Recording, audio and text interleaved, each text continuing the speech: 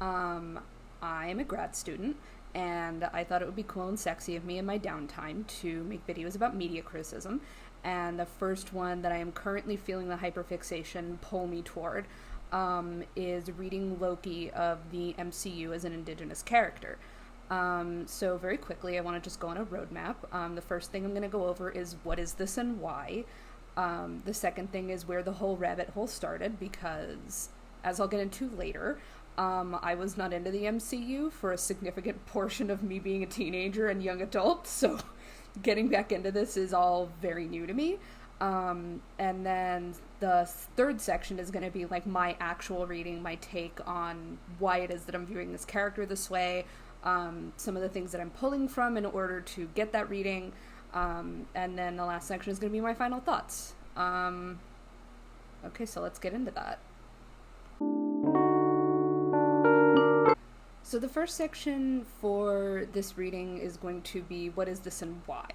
I thought it would be fun to introduce some media consumption discourse into the fandom sphere that is from my perspective as an Afro-Indigenous person.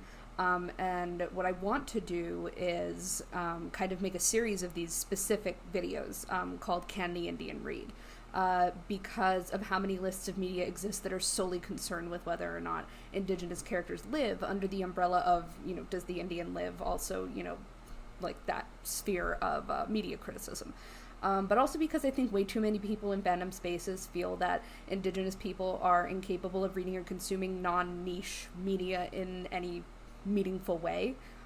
Niche meaning that like it specifically features Indigenous characters, or it is about Indigenous life, or it is about Indigenous history, and stuff like that. Personally, I think that issue has to do with a fundamental lack of seeing Indigenous people both inside in media and outside of it, but that's a whole other issue entirely. So where this rabbit hole started for me is that I saw a whole bunch of submissive and breedable memes on TikTok regarding that kneeling pose Loki does in the new Loki TV series, and I decided to check it out so I could figure out like what the hell everybody on TikTok was talking about. And the context was that Loki got put in time jail, and then a holographic projection of Sif subjected him to cock and ball torture at least 15 times. So submissive, but perhaps no longer breedable. Anyway, I finished the series and decided to look into some fan theories around the internet about the ending, about Sylvie, about Judge Renslayer, like basically like anything having to do with the series, because I was just so pulled into it. Something a few people have been talking about was variant L6792, who for all intents and purposes is the same Loki but with blue skin and red eyes, indicative of his Jötun form. I got really interested in this because it doesn't really have any other physical differences like variant 6795. He's very much just the same Loki, but visibly Jötun instead of Asgardian. Then I started thinking, wouldn't it be interesting if he were to completely forgo the form that he's had to hold on to for most of his life, and instead choose to stay in this Jötun form? Then I started thinking, with all of his shape-shifting abilities, why is it that he chooses a form with pale skin and green eyes? And then I decided to watch the first Thor movie because I thought it might give me some insight as to like where this all starts, because prior to this I had never seen it. And so an aspect of Loki's narrative that I really grasped onto was the idea that Odin is the one retelling the story about how Asgard obtains the Casket of Ancient Winters and the battle against Jotunheim. And it made me wonder, like, who is Odin as a narrator? Why is he made the narrator, the sole narrator of this story element, like, within the first Thor movie? With those questions in mind, I was really intrigued when Thor pulls a George W. Bush and storms Jotunheim under the guise of disarming Jotunheim and finding answers as to why they sought to steal the Casket of Ancient Winters on the day of his coronation. There is this moment of total shock where Loki's skin doesn't burn when he's touched by the Jötun soldier. His skin turns the same shade of blue and he takes on the same ridgelines. And then those questions about Odin became this idea that Odin, within the MCU, is an unreliable narrator. In my reading, Odin is an unreliable narrator because if he were really to be giving an objective retelling of this conflict between Asgard and Jotunheim, he wouldn't have simply forgotten to tell Loki that he is not only adopted, but he belongs to a population that Asgard as an empire which I'm going to get to in a minute. Asgard is an empire basically wiped out. And if that's the case, number one, it would have been common knowledge, but number two, is he really telling the truth when it comes to Asgard's position in this ongoing struggle? Like, can we trust him to be objective when he's relaying the facts of the initial confrontation and the history of why Asgard is in possession of the Casket of Ancient Winters and not Jotunheim? And it really got me thinking that, like, this is why he's an unreliable narrator, because it's not that it doesn't make him it's not that it makes him a liar necessarily, it's more along the lines of he is lying to someone who he regards as his own son for decades, if not centuries, about his own humanity. And if that doesn't constitute, number one, being an unreliable narrator, but number two, a liar, nothing does. With all of that in mind, I decided to dive deep into Jötun Loki content around the internet, and I found this really awesome fanfiction work by Maiden of Asgard on AO3 called Frostbite. It's mainly a reader insert work, but this author does so much world building in regard to Jötun culture, Jötun language, the politics of Jotunheim, intertribal relations, and the development of Loki reconnecting with this culture as his own. And I feel like it would be like so, what would be the word, doing a disservice if I didn't bring it up. Even though this author isn't presenting Jotunheim as an indigenous-coded place or space, I feel like a lot of the way that the world is structured in this work bears a lot of similarity to the experience of being a reconnecting indigenous person in my own experience.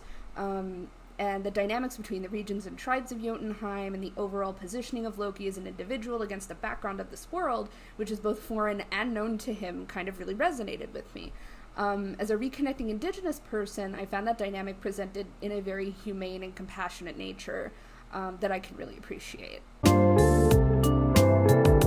So my reading, personally, my personal reading, the reading that is personal for me, is that Loki is an indigenous-coded character. As an individual stolen from his homeland by an invading imperial force, he then must reckon the nature of his own being with the discriminatory rhetoric that he's had to internalize over his whole life. He goes on a downward spiral based on the following identity crisis and the existing behavioral pattern he's been raised with, which is to please Odin, the father figure in his life, at all costs. So let me just dive into the first interactions from the first Thor movie that I'm using to provide the basis for this reading. And then we're going to get to Dark World and Ragnarok and all that stuff. So the first part of what I wanted to look into is Asgard as an empire. And in the first movie, the 9 realms of Yggdrasil are all essentially their own independent realms, but Asgard is somehow positioned as the seat of power and authority over all of them. Laufey is king of Jotunheim, but he isn't called King Laufey the Allfather in the same way that Odin is. And that title really creates the sense that Odin is the be-all, end-all in terms of authority and deference across the totality of the 9 realms. Like, that's just the connotation that Allfather gives off. Therefore, it is almost as though Asgard is the single sovereign authority of this empire, and the 8 other realms are acting as these satellite territories of Asgard, who are under his authority. The nature of the relationship is inherently unequal, which is what we see when we look at the way Jotunheim challenges the authority of Asgard. Odin nearly wipes the entire world off the map, pretty much. Like, in the first Thor movie, they actually go back to Jotunheim when Thor pulls a George W. Bush, and you can see that, like, the entire place is just desolate. The castle is in disrepair. I mean, there's barely anybody there to, like, actually confront them, and, yeah. Let's see, what else? The dynamic Asgard with the dynamic Asgard has with Jotunheim and the other realms in the 9 has the elements best described as the secondary method of empire forming, which is described as a coercive hegemonic empire of indirect conquest and control with power. This method provides less tribute and indirect control, but avails military forces for further expansions, or in this case, control how other realms exercise power. So then we move on to Thor the Dark World, and this is something that always bothers me, even outside of media criticism.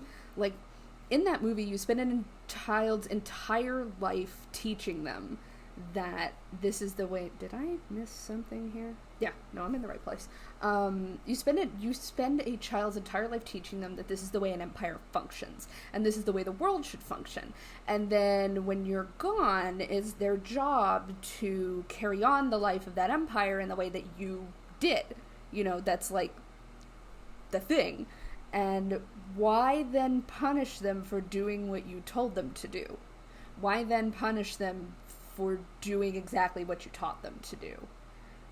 Is my question. Because after the first Avengers movie, which is when Dark World takes place, Loki is taken back to Asgard for trial and sentencing for doing his job, I guess? And this exchange happens. So Odin says, all this because Loki desires a throne. And then Loki replies to him, it is my birthright. And he says, your birthright was to die as a child, cast out onto a frozen rock. If I had not taken you in, you would not be here now to hate me.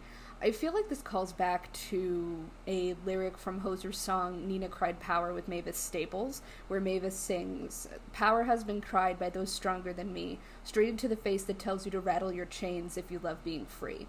Where it's almost like Loki was never supposed to get to the point where he could actually take on the power behind the Empire. He's just supposed to make it run while garnering very little of the benefits. All he's supposed to do is exactly what Odin tells him to, because that is the nature of the power dynamic between the imperial colonizer and a colonized people. I see a lot of the relationship that Indigenous people and the US and Canada have to the settler governments in that respect, because we are constantly told that if the government was just a little bit less benevolent, that they could have wiped us out completely, as if they never tried. The reason why I bring this up is because I feel like, who is Odin to say that Loki was meant to die if he was still on Jotunheim? Odin is the one who relays to the audience the nature of Loki's kidnapping. Odin is the one who's creating the history and relaying the history to the audience. And by extension, this is how Loki comes to know the relationship between Jotunheim and Asgard. This is how he comes to know what Jotunheim is. And so with all of those questions kind of in my mind, then I moved on to Thor Ragnarok. What I found really interesting about Thor Ragnarok is that the entire movie is set up on the premise that Ragnarok is unavoidable. And that the end of Asgard is coming whether or not Thor and Odin like it. You know, like there's nothing it can do about it. Thor and Loki think that Ragnarok is caused by Hela's return from, I don't know, baby jail? Which is ultimately caused by Loki taking over the throne and putting Odin in a nursing home on Earth, therefore weakening the force that keeps her at bay. That's in the beginning of the movie. That gets disproved by the end of the movie. Whatever. What really captivates me, though, is that Hela exposes Odin for what he really is. And to quote her, so he is someone who is proud of what he has, but is ashamed of how he got it. Because he quite literally whitewashed the history of how Hela was not only his executioner, but helped him conquer and colonize all of these places to accumulate wealth and resources under Asgard as an empire. And then he told everybody it was the divine right of the throne to procure all of these lands and resources, as though that isn't the official definition of an imperial colonizer mindset. And it can even be observed in the way that we teach U.S. history, speaking from my experience as an American. The settlers who came to America were actively hostile towards indigenous people who lived there, and actively attacked their communities to take land for themselves. But when we learn about that as children, we're taught that either nobody lived on the land that we do now, or that indigenous people gave up what they had to the settlers because they didn't know what they were doing. That's some shit, if I've ever heard it. Like, let's be real. The other thing, too, is that not only did Odin whitewash over the entire history that people could see, but he literally buried everything else. All of the warriors in the army that he accumulated Asgard's wealth with are literally buried under the palace in a place where only he is allowed to go. Literally historical revisionism in a context that is so obvious, it's almost corny. The movie goes even so far as to put forward this subtext: in order to save the people underneath an empire, you have to wipe out the idea that the power should be there at all, and that the destruction of overarching powers of imperialism and colonialism are inevitable. At the beginning of the movie, Ragnarok is originally posed as Loki's fault because he wasn't loyal enough to the kingdom or some shit. When Thor actually makes it back to the palace, he sees the mural with Hela and Odin and realizes that it wasn't Loki's fault, it was actually Odin's, because he's the one who set this all into motion. When he fights Hela, he tasks Loki with actually putting Surtur's crown in the eternal flame to begin the end of Asgard as an empire. And what this speaks into the universe for me is that imperialism or colonialism are like a snake that eats its own tail. They and all the systems underneath them will come crashing down, and it's nobody's fault but the colonizer. And another thing that I want to look at is Odin's relationship to Loki as an allegory for the actual, process of colonization. In that initial confrontation in the first Thor movie, where he confronts Odin over his ability to wield the casket of ancient winters, he said, this interaction takes place. Why? You were knee-deep in Jötun blood. Why would you take me? You were an innocent child. I thought we could unite our kingdoms one day, bring about an alliance, a permanent peace, through you. But those plans no longer matter. So I am no more than a stolen relic, locked up here until you might have use of me. You could have told me what I was from the beginning. Why didn't you? You were my son, my blood. I wanted to only protect you from the truth. Because I am the monster parents tell their children about at night. It makes sense now why you favored Thor all these years. Because no matter how much you claim to love me, you could never have a frost giant sitting on the throne of Asgard. What this communicates to me is that within Asgardian culture, there is this background radiation that the Jötun are inherently evil, violent, and aggressive, and their existence threatens the people of Asgard directly. Even though it isn't stated in the flashback toward the beginning of the movie, Loki being able to recall those memories so vividly, and summarizing how deeply that affects him and so succinctly should be addressed. Odin quite literally stole a child from the people he was murdering, with the intent of killing the Jötun to save the child. And this is obvious when Odin tells him that even though he claims to love him as a son, he only ever saw him as a pawn to attain political goals of Asgard retaining power over Jotunheim through a peace agreement. He literally dehumanizes him, not only in what he was taught as a child, but in admitting that all he is in the grand scheme of things is a pawn within the Asgardian political sphere. He isn't even a living being. He's just a token to be passed around at the negotiation table until both sides are satisfied. And if the phrase that I used previously while I was explaining that, killing the Jötun to save the child, sounds familiar, it's because that is a real philosophy that countries like Canada and the US took to maintain colonial power over Indigenous people. The philosophy of kill the Indian, save the child was rooted in the idea that by instituting systems of blood quantum, interning children in residential schools, and quite literally murdering them unless they adopted white European culture in language, dress, and behavior, would not only preserve the supremacy of white European settlers as they began expansion into the Americas, but would also secure that power as they sought to establish themselves in the world politic as a political power. Institutions like the Catholic Church, the Christian Church, the Crown, and federal governments knew that children were dying in these schools and chose to do nothing about it. Making an attempt to stop the rampant abuse would mean that they had to admit that Indigenous people were deserving of civil rights and that we are human beings. This is something that to this day is still a difficult concept for settlers to grasp. Over 6,500 children's remains have been uncovered in the US and Canada alone, and people are still saying that the residential system did good things. When the last residential school in North America closed in 1997, it still didn't stop. Indigenous children were just taken away from their families in a more official capacity and rehomed with white settler families under the idea that raising a child to be an active part of their indigenous culture is inherently harmful to their well-being, despite the fact that there are children still being abused and killed in this system to this day.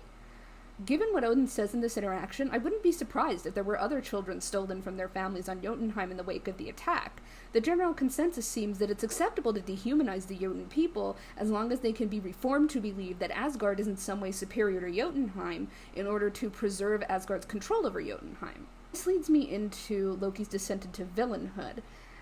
As he states in the interaction between him and King Laufey, Loki bears no real ill will toward Thor, Odin, Frigga, or anybody else until that confrontation. Even allowing the Jötun soldiers into the palace to steal the casket of ancient winters was just a big ol' goof so that he could spoil Thor's coronation. The situation went exactly as he intended it to go. When he has that conversation with Odin, his whole sense of reality shifts. The shock of how Odin really feels about him, his true glorious purpose, and his very being forces him to overcompensate and overcorrect in the only way he knows how. He finds a way to keep Thor away from Asgard long enough for him to take over, then uses his newfound royal position to destroy Jotunheim. It's especially devastating in these two instances. When he's fighting Thor, he says, "I never wanted the throne, I only ever wanted to be your equal. Now fight me." Which is like he's proving himself to be an equal because he could take Thor in a fight, right? And then when the Bifrost is destroyed, he's holding on to Thor and Odin for dear life, desperately begs for his approval, through the idea that this is what he had been taught his entire life. He's actually doing it, therefore he is worthy of some recognition, right? The endgame, in a sense, was the elimination of Jotunheim as a competitor for power over the Nine Realms, and still he fails.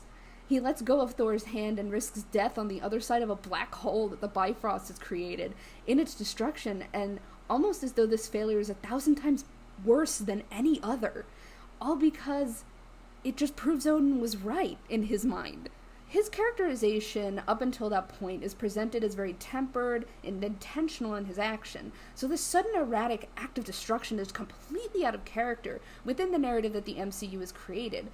It is only from the beginning of a downward spiral that literally wouldn't have happened if Odin wasn't such an imperial colonial swine. Within the narrative of the Loki TV series, he reviews his case file and realizes there was actually no way for him to get above that failure. In fact, by his standards, he was always meant to fail, under the framework and the system that he's trapped in. Even seeing the events unfold in front of him in the time theater doesn't get through to him, but seeing it written down on black and white paper does. It is at that point that he starts to shed the weight of having something to prove to this man under this colonial imperial mindset, and he actually moves forward and into another phase of character development. Gotta hydrate or dihydrate. Here's why I'm so obsessed with this. As I'm reading into my own tribe's histories and studying just how deeply colonialism and imperialism has affected us, I find myself wishing more and more that there was some universe in which that level of devastation had never happened.